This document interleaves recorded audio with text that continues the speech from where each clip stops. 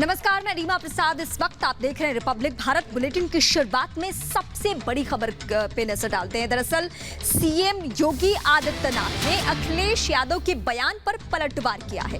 पलटवार ये किया है कि ये देश विरोधी बयान है, ये विभाजनकारी बयान है, ये तालिबानी सोच का नमूना है। ये कहा है सीएम योगी आदित्यनाथ ने।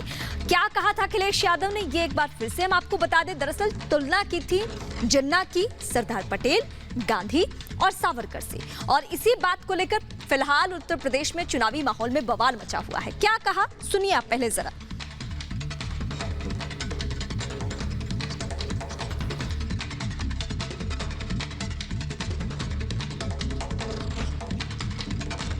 पटेल जी, राष्ट्रपिता महात्मा गांधी, जवाहरलाल नेहरू, जिन्ना एक ही संस्था में पढ़ करके बैरिस्टर बन करके आए थे। एक ही जगह पर पढ़ाई लिखाई की उन्होंने, वो बैरिस्टर बने, उन्होंने आजादी दिलाई। कल मैं समाजवादी पार्टी के राष्ट्रीय अध्यक्ष का वक्तव्य सुन रहा था। वह देश तोड़क जिन्ना से इस राष्ट्र को जोड़ने वाले सरदार वल्लभ भाई पटेल की तुलना कर रहे थे। भाइयों बहनों, ये वक्तव्य अत्यंत शर्मनाक है। सरदार वल्लभ भाई पटेल भारत की एकता और अखंडता के आधार हैं, उसके शिल्पी हैं, और वर्तमान में प्रधानमंत्री मोदी जी के नेतृत्व में एक भारत श्रेष्ठ भारत की परिकल्पना को साकार करने का कार्य किया जा रहा है। लेकिन आजाद भारत को एक भारत के रूप में रखने, अखंड भारत के रूप में वर्तमान भारत को रखने का श्रेय अगर किसी को जाता है तो वह सरदार वल्लभ भाई पटेल को जाता है, जो पूरा देश लौह पुरुष के रूप में मानता है। लेकिन कल उनका वह विभाजनकारी मानसिकता एक बार फिर से सामने आ गई, जब उन्होंने सरदार पटेल को जिन्ना के समकक्ष रख करके देश तोड़क जिन्ना को महिमा मंडित करने का प्रयास किया है। मुझे लगता है भारत की जनता इस विभाजनकारी मानसिकता को कभी स्वीकार नहीं करेगी, और उत्तर प्रदेश की जनता को हरगिज स्वीकार नहीं करेगी।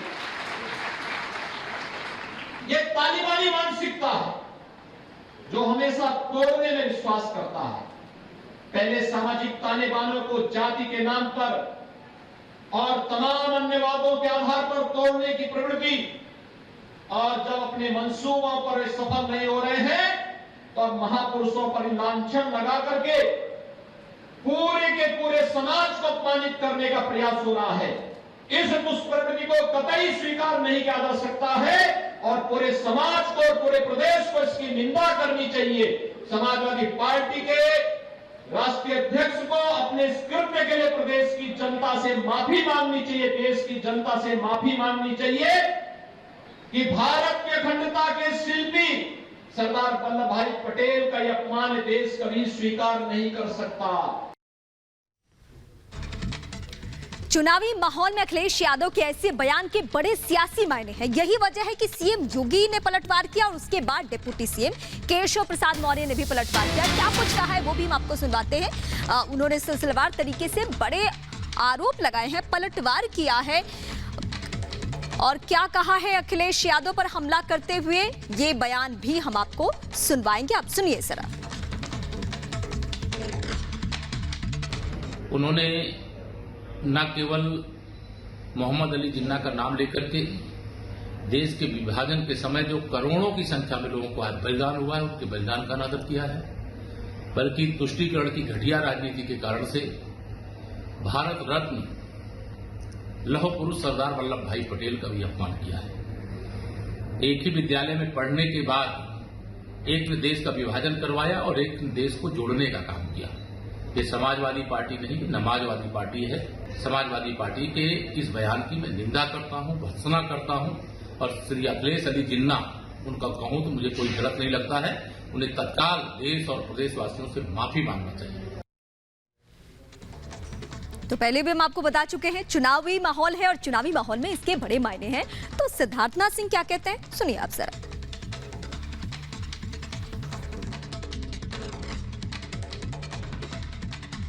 तुष्टीकरण की जब सीमाएं पार करने का प्रयास होता है तो ये जिन्ना को याद करते हैं जो सो कॉल्ड सेकुलर होते हैं। उनकी जो 400 सीटें से 300 बन गई, 300 से अब उनको कुछ भी नहीं दिखता।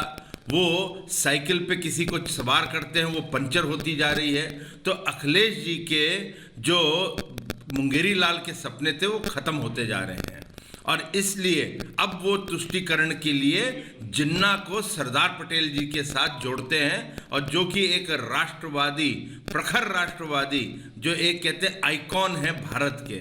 तो ये अपमान है और इस अपमान के लिए अखिलेश यादव और पूरी समाजवादी पार्टी को बहुत बड़ा नुकसान होने वाला है 2022 के चुनाव। तो ये तो हम आपको नेताओं के बयान सुनवा रहे थे, बीजेपी की तरफ से क्या पलटवार किया गया है वो हम आपको बता रहे थे। लेकिन हनुमानगढ़ी के महंत राजू दास क्या कहते हैं इस मामले पर, उन्होंने क्या पलटवार किया है, ये सुनिए आप जरा। बड़े ही दुर्भाग्य की बात है कि एक राजनीतिक दल के मुखिया जिस प्रकार से जिन्ना का महिमा मंडन किया है, ये दुर्भाग्य है। इसका पुरजोर विरोध करते हैं और निंदा करते हैं। अयोध्या के संत समाज की तरफ से, हिंदू जनमानस की तरफ से कितनी कष्ट की बात है, जिसने देश को तोड़ा, जिसके द्वारा देश की बंटवारा हुई, जिसके कारण लाखों हिंदू जनमानस का कत्लेआम हुआ, जिसके नाते करोड़ों लोगों ने घर द्वार छोड़े, अपने परिवार को छोड़े, रिश्तेदारी नातेदारी और क्या क्या नहीं हुआ, उसका महिमा मंडन करना ये दुर्भाग्य की बात है। वही लोग हैं जो लोग टोपी पहनकर और दूसरे को टोपी पहनाने का काम करते हैं। तो इस देश के हर एक नागरिक को मालूम है कि जिन्ना कौन है, देश के बंटवारे में क्या भूमिका रही है। लेकिन अखिलेश इस तरीके से बयान दे रहे हैं तो ये बयान किसी को भी स्वीकार नहीं है। रामलला के मुख्य पुजारी सत्येंद्र दास क्या कहते हैं, कैसे उन्होंने दुर्भाग्यपूर्ण बताया है इस बयान को, सुनिए आप जरा। अखिलेश यादव ने जिन्ना को कंपेयर किया सरदार वल्लभ भाई पटेल से, आप कितना जायज ठहरा सकते हैं इस बयान? बड़ा आश्चर्य लगता, बड़ा दुर्भाग्यपूर्ण स्थिति है कि जिन्ना जैसे व्यक्ति को जो आताताई था, हमारे देश के साथ कितना गुटाराघात किया, हमारे हिंदू समुदाय के साथ जो पाकिस्तान से किस तरह से उनके साथ अत्याचार हुआ था, आज ऐसे व्यक्ति के साथ उन्होंने कंपेयर किया सरदार वल्लभ भाई पटेल जी को, लौह पुरुष को, जिन्होंने देश के लिए कुर्बानी दी, देश के लिए क्या नहीं किया, और ऐसे व्यक्ति को जिन्ना से कंपेयर किया। ये दुर्भाग्य है हमारे देश का कि ऐसे जब आने वाले समय यदि ऐसे नेता यदि हमारे समाज में समाज के सुधारक होंगे, ये क्या करेंगे तो सर्वना के, तो देश को कहाँ ले जाएंगे इसकी कल्पना नहीं की जा सकती। जितनी भी निंदा की जाए वो कम है मेरे दृष्टि में। अखिलेश यादव जी ने जो कल बयान दिया, सरदार वल्लभ भाई पटेल से जिन्ना की कंपेयर किया, उनकी तुलना दी, मुझे बड़ा दुर्भाग्य, कल मैंने आपके ही चैनल के माध्यम से सुन रहा था, मुझे बड़ा कष्ट हुआ कि बताओ कहाँ क्या कल्पना इनसे की जा सकती है, क्या समाज को देंगे, ये समाज को कहाँ ले जा सकते हैं। कभी इनके लोग पाकिस्तान के नारेबाजी करके जिंदाबाद लगा के नारे लगाते हैं, इनके लोग कभी टोपी पहन करके, अभी जीत हार खेल है, खेल का विषय, कोई भी जीतता हारता अलग का विषय, लेकिन अपने देश के प्रति इनकी कितनी, और दूसरे देश की जिंदाबाद के नारे लगाना और भारत के प्रति कितना इनका। और बयानों का सिलसिला अभी थमा नहीं है। मोहसिन रजा ने क्या कहा है वो भी हम आपको सुनवाते हैं, क्योंकि चुनावी माहौल में अखिलेश यादव ने ऐसा नहीं है कि नासमझी में यह बयान दिया है, सोच समझकर बयान दिया है। लेकिन क्या जो बीजेपी कह रही है कि तुष्टीकरण का यह मामला है, क्या वाकई यही मामला है? मोहसिन रजा को पहले आप सुनिए। मौसम बातचीत करने के लिए यूपी सरकार के मंत्री मोहसिन रजा जी हैं। मोहसिन रजा साहब, कल जिस तरीके से अखिलेश यादव हरदोई में थे, उन्होंने एक रैली के दौरान एक बात कही जिसमें उन्होंने गांधी और जिन्ना को एक तरीके से एक पन्ने पर उन दोनों को रखा। उन्होंने कहा कि दोनों एक ही जगह से पढ़े, बैरिस्टर बने और देश की आज़ादी को लेकर के उन्होंने तमाम बातें कही। दोनों को एक पन्ने पर रखना कैसे देखते हैं? अब देखिए, आप ये अखिलेश यादव जी ही को जवाब देना होगा पूरे देश के लोगों को।